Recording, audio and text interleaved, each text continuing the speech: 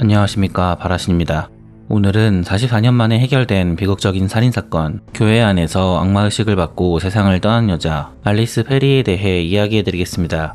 1974년 10월 12일 미국 캘리포니아주 스탠퍼드. 이날 저녁 스탠퍼드 대학교 캠퍼스 경비원 스티븐 크로포드가 교내 순찰을 하고 있었습니다. 저녁 11시 50분경 경비원 스티븐은 마지막으로 스탠퍼드 대학교 캠퍼스 정중앙에 위치한 메모리얼 교회를 순찰했는데, 이때 경비원 스티븐은 교회 안으로 안경을 쓴 여성이 들어가는 것을 목격했습니다. 당시 교회 안에는 이미 2명의 신도가 기도하고 있었고, 경비원 스티븐이 목격한 안경을 쓴 여성까지 총 3명이 교회 안에 있었습니다. 이날도 역시 교회는 자정에 문을 닫을 예정이었기 때문에 경비원 스티븐은 큰 소리로 교회 안에 있는 신도들을 향해 10분 뒤에 교회가 폐장할 예정이라고 알려주었습니다. 경비원 스티븐의 말이 끝나자마자 제단 앞에서 기도하고 있었던 2명의 신도가 바로 자리에서 일어나 교회 밖으로 나갔습니다. 하지만 가장 나중에 들어온 안경 쓴 여성은 교회에서 나가지 않고 그대로 자리에 남아 기도를 올렸습니다. 스티븐은 곧 나가겠지라고 혼자 중얼거리며 주변 순찰을 위해 잠시 자리를 비웠습니다. 잠시 후 경비원 스티븐은 자정이 넘은 시간인 새벽 12시 10분에 다시 교회로 돌아왔습니다. 그는 교회 안으로 들어와 남아있는 사람이 있는지 둘러보았는데 다행히도 교회 안엔 아무도 없었고, 마지막으로 교회에 들어온 안경을 쓴 여성도 기도를 마치고 교회를 떠난 것으로 보였습니다. 교회 안에 아무도 없는 것을 확인한 경비원 스티븐은 밖으로 나가 교회 문을 잠근 뒤 이날 모든 순찰 업무를 마무리했습니다. 다음 날인 1974년 10월 13일 새벽 5시 45분, 경비원 스티븐은 바로 교회로 출근하여 새벽 기도를 드리러 오는 신도들을 위해 황급히 교회 문을 열었습니다. 이때 스티븐은 교회 문을 열면서 이상한 점 하나를 발견했습니다. 경비원 스티븐이 발견한 것은 잠겨있던 교회 문을 누군가가 강제로 열려고 한 흔적이었습니다. 놀란 경비원 스티븐은 교회에 누군가가 침입했으리라 판단하고 황급히 문을 열고 교회 안으로 들어갔습니다. 교회는 차가운 공기가 맴돌았고 경비원 스티븐은 숨을 죽이고 교회 안을 살펴보았습니다. 잠시 후 경비원 스티븐은 교회 제단 앞에 누워있는 여성을 발견했습니다. 스티븐은 그 여성을 보자마자 비명을 지르며 그 자리에 주저앉았고 즉시 밖으로 나가 경찰에 신고했습니다. 스티븐의 신고를 받고 출동한 경찰은 교회 제단 앞에 누워있는 여성의 시신을 발견했습니다. 피해자의 이름은 이제 막 결혼한 19세 여성 알리스 페리였습니다. 당시 그녀의 시신 주변으로 촛대와 양초가 세워져 있었는데, 마치 당시의 모습은 누군가가 피해자 알리스에게 악마의식을 행한 것처럼 보였습니다. 경찰은 즉시 교회 출입문을 통제하고 현장을 조사했습니다. 이상하게도 당시 현장에서 알리스가 누군가와 몸싸움하고 저항한 흔적이 전혀 발견되지 않았습니다. 경찰은 그녀의 시신 근처에서 용의자의 것으로 보이는 남성의 체액을 발견했고, 그리고 알리스를 둘러싸고 있던 촛대 중 하나에서 범인의 것으로 보이는 남성의 손바닥 자국도 확보할 수 있었습니다. 그리고 당시 알리스가 쓰고 있었던 안경이 어디론가 사라진 상태였는데, 경찰은 범인이 전리품으로 그녀의 안경을 가지고 간 것이라고 판단했습니다. 경찰에게 소식을 들은 스탠퍼드 대학 메모리얼 교회 주임 사제는 황급히 예배 장소를 교회 앞 잔디밭으로 변경했습니다. 경찰뿐만 아니라 교회 주임 사제도 교회 안에서 발생한 끔찍한 사건 현장을 직접 눈으로 보았는데, 주임 사제는 당시 현장의 모습이 사탄 추종자들이 피해자 알리스를 대상으로 악마의식을 치른 것처럼 보였다고 증언했습니다. 처음에 경찰은 알리스가 교회에 무단으로 침입한 침입자에 의해 살해되었다는 이론을 세웠습니다. 하지만 곧 경찰은 용의자가 알리스뿐만 아니라 교회의 구조 그리고 교회 개장 및 폐장 시간까지 알고 있는 사람이라고 보고 수사를 시작했습니다. 그 때문에 경찰은 가장 먼저 알리스의 남편 브루스와 알리스의 시신을 처음 발견한 경비원 스티븐을 유력한 용의자로 보고 그들을 불러 강도 높은 조사를 실시했습니다. 경찰은 남편 브루스와 경비원 스티븐에게 거짓말 탐지기를 실시했는데, 두 남자 모두 거짓말 탐지기 테스트에 통과했습니다. 그리고 촛대에 남겨진 손바닥 자국에서 확보한 지문을 브루스와 스티븐의 지문과 대조해 보았는데, 두 남자의 지문은 모두 촛대에서 발견된 지문과 일치하지 않았습니다. 마지막으로 경찰은 브루스와 스티븐에게 DNA 샘플을 제출해달라고 요청했습니다. 브루스는 흔쾌히 자신의 DNA 샘플을 제공했으나 경찰의 말에 스티븐은 최초 신고자인 자신에게 이렇게까지 해야 하냐고 불평했습니다. 경비원 스티븐은 계속해서 제출을 거부하다가 마지못해 자신의 DNA 샘플을 경찰에게 넘겨주었습니다. 하지만 당시 DNA 분석 기술이 현재와 같지 않았기 때문에 사건 현장에서 발견된 남성의 체액에서 온전한 상태의 DNA 샘플을 추출하는 것이 불가능했습니다. 결국 현장에서 발견된 체액이 브루스와 스티븐에게 제공받은 DNA 샘플과 일치하는지 정확하게 확인할 수 없었습니다. 경찰은 발견된 지문과 거짓말 탐지기 테스트 결과만을 보고 알리스의 남편 브루스와 경비원 스티븐을 용의선상에서 제외했습니다. 하지만 경찰은 DNA 제출을 거부했던 경비원 스티븐의 수상한 행동 때문에 증거는 없었지만 여전히 그를 의심하고 있었고 몰래 그를 감시했습니다. 이 사건은 점점 대중들의 시선을 끌게 되었고 결국 FBI까지 사건에 개입했습니다. FBI 수사관들은 사건 발생 전 교회 근처를 지나가던 사람들을 모두 인터뷰했습니다. 목격자들의 진술 덕분에 수사관들은 피해자 알리스가 교회에 들어가기 직전 그녀를 뒤따라 들어간 의문의 남성이 있다는 사실을 알게 되었습니다. 목격자들은 의문의 남성이 금발머리에 나이는 25세로 보였고 마른 체격이었다고 증언했습니다.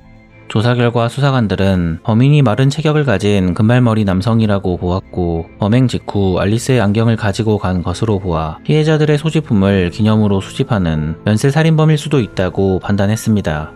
수사관들은 경비원 스티븐이 마지막으로 교회 문을 닫기 위해 현장에 돌아왔을 때 알리스가 용의자와 함께 교회 안에 있었을 가능성이 높다고 주장했습니다. 마침 수사관들의 이론을 뒷받침해줄 목격자가 등장했는데 목격자는 교회가 폐장된 이후 12시 15분에서 12시 30분 사이에 교회 옆을 지나갈 때 교회 안에서 주문을 외우는 듯한 소리가 들렸다고 증언했습니다. 하지만 다양한 증언과 추측만 있었을 뿐 결정적인 증거는 발견되지 않았고 결국 사건은 점점 미공 속으로 빠지는 듯 보였습니다.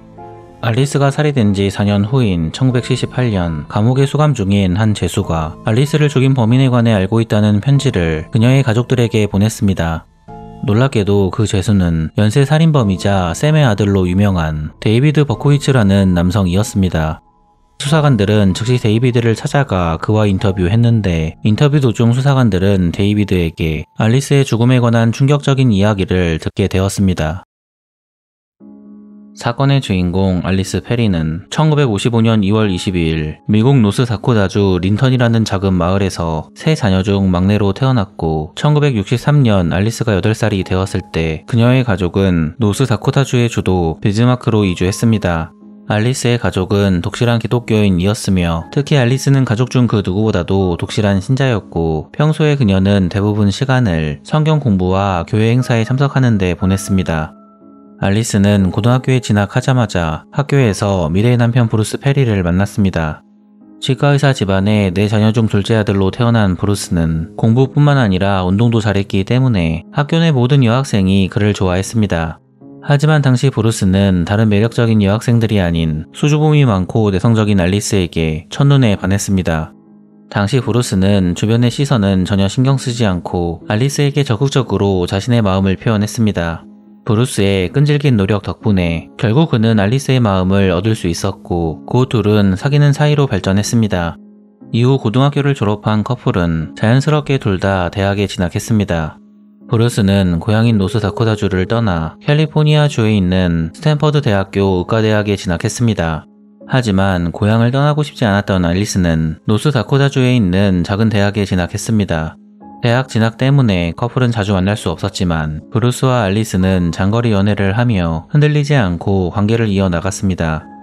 남자친구보다 먼저 대학을 졸업한 알리스는 고향에 있는 남자친구 브루스의 아버지의 치과병원에 취직하여 그곳에서 접수원으로 일했습니다.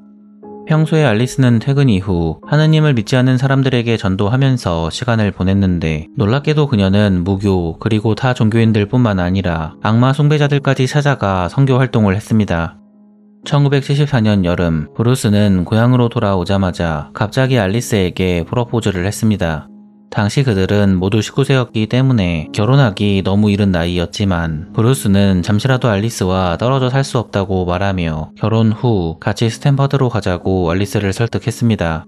알리스는 고향을 떠나야 한다는 것에 부담을 느꼈으나 결국 브루스의 설득에 넘어가 1974년 8월 17일 고향에 있는 작은 교회에서 결혼식을 올렸습니다.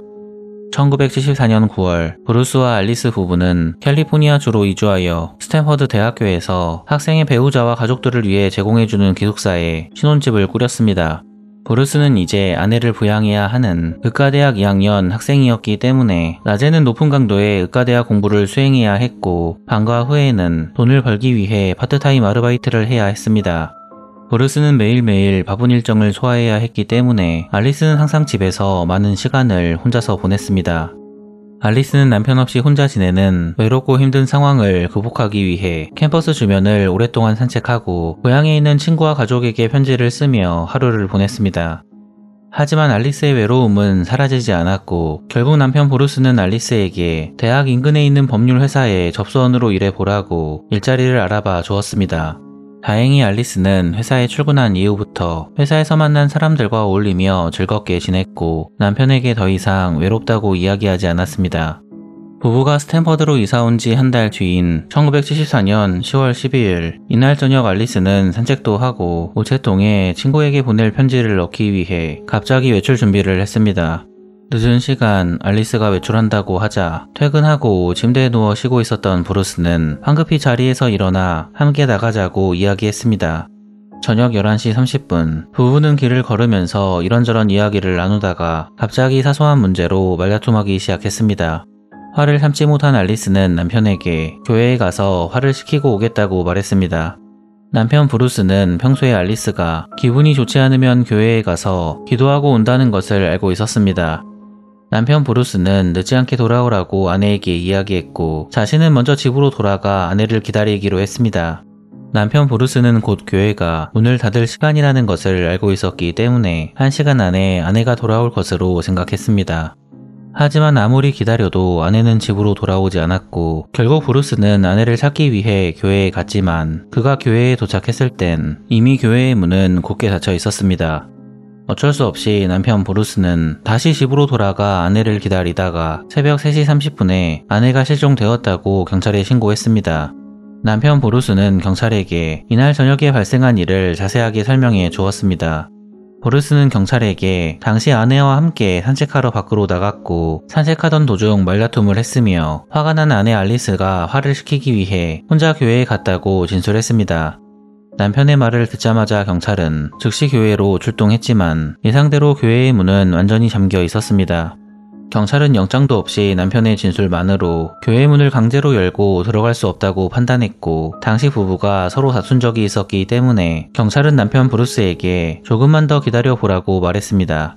하지만 안타깝게도 1974년 10월 13일 오전 5시 45분 아내 알리스는 교회에서 차가운 시신으로 발견되었습니다.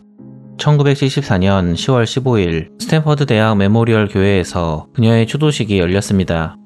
3일 뒤인 10월 18일 알리스는 고향으로 돌아와 남편 브루스와 결혼한 교회에서 또 한 번 추도식이 거행되었습니다.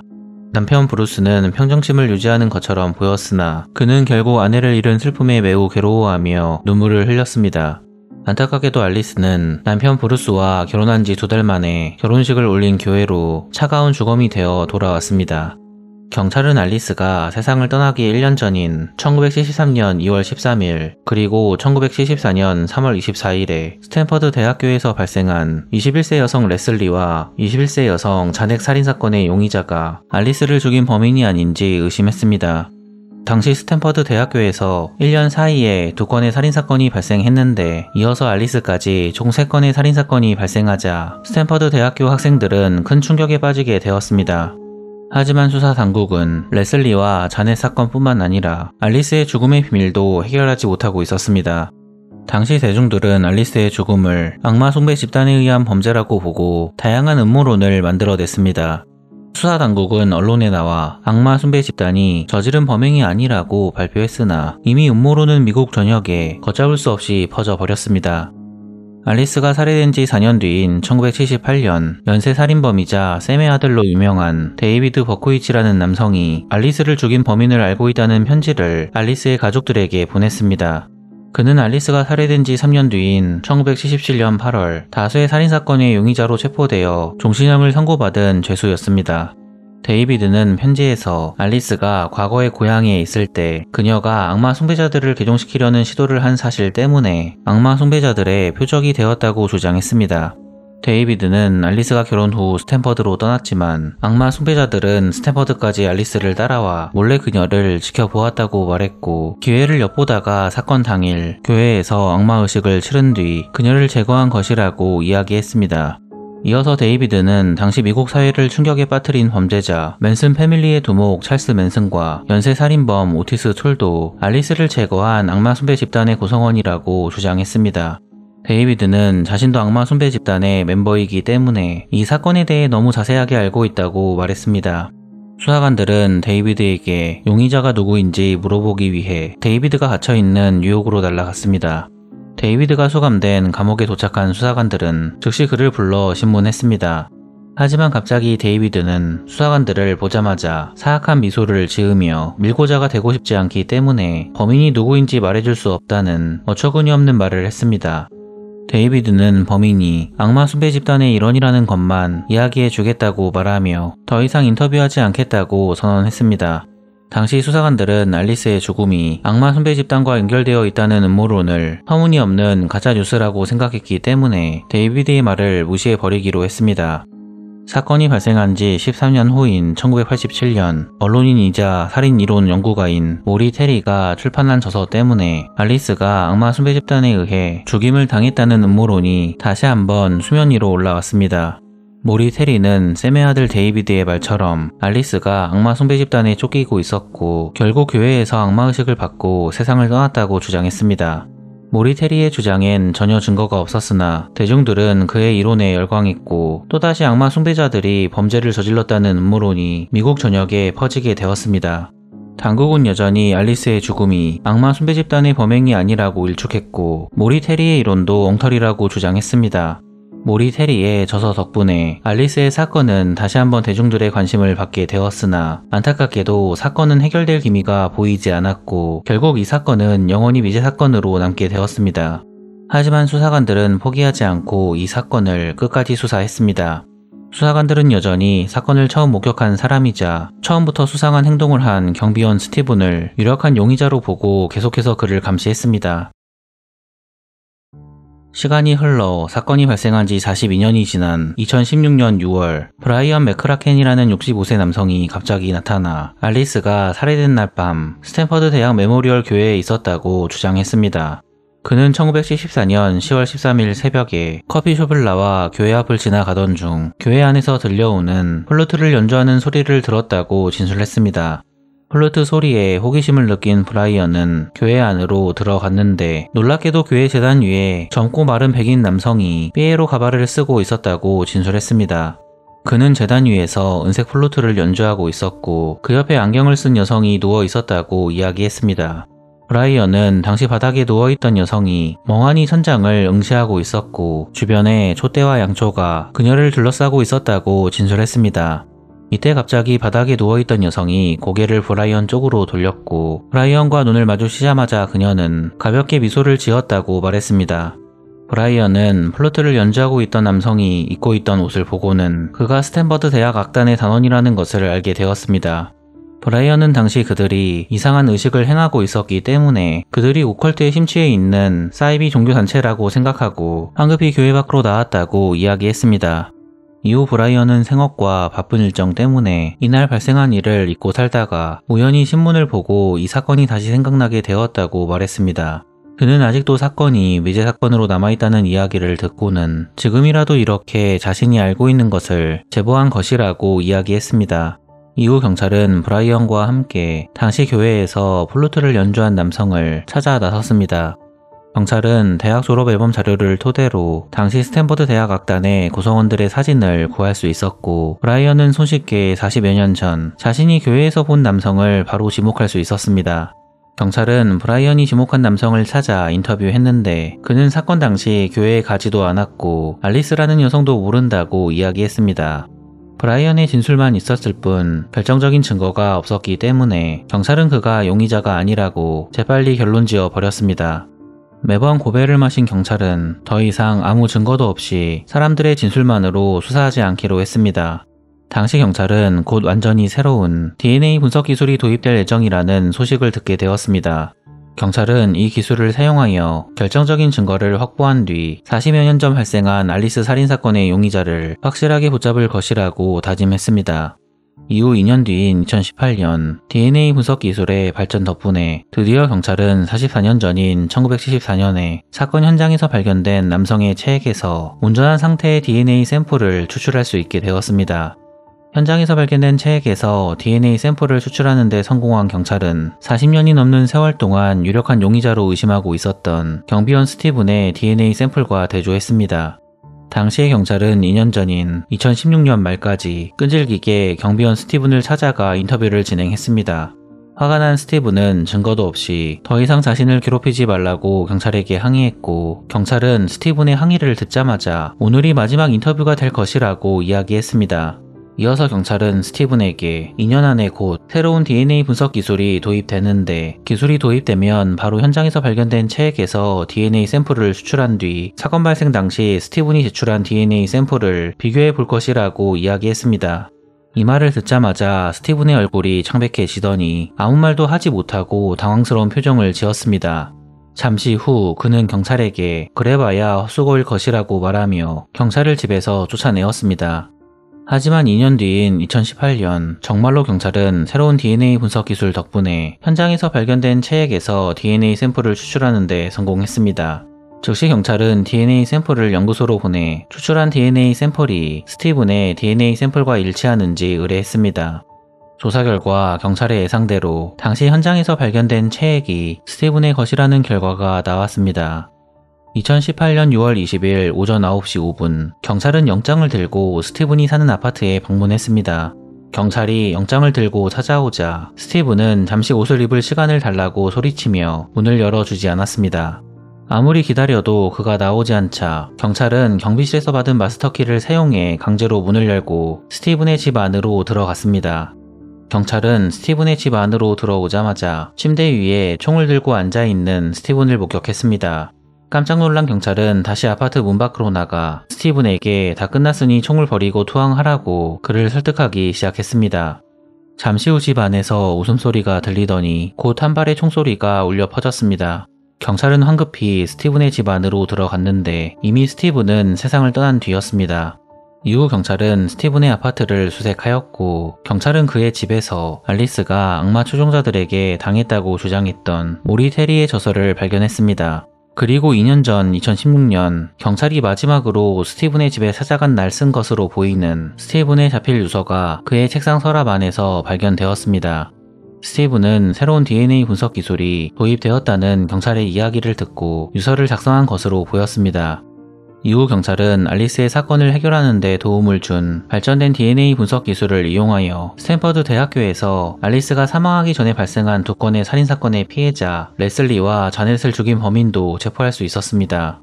당시 스탠퍼드 대학교를 발칵 뒤집어 놓은 범인의 이름은 존 아서 게트로이. 경찰은 스티븐이 레슬리와 자넷 그리고 알리스를 죽인 범인이라고 추측했으나 레슬리와 자넷을 죽인 범인은 스티븐이 아닌 아서였습니다.